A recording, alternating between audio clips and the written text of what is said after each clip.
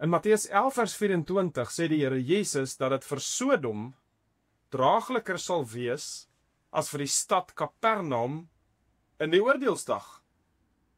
Sjoe, ons weet almal wat met Sodom gebeur het. Die Here het self die stad vernietig met 'n reën van vuur en swaal uit die hemel. So wat het in Kapernaum gebeur, dat dit vir Kapernaum minder draaglik in die oordeelsdag sal wees, as vir Sodom.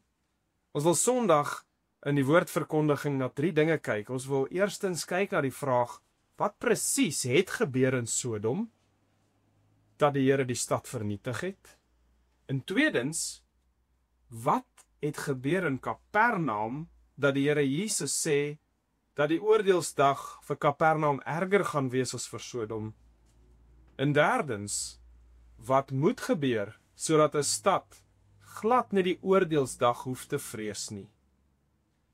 Sondagoggend kom die woordverkondiging uit Lukas 10 vers 1 tot 16, sowel as Genesis 19 vers 1 tot 29.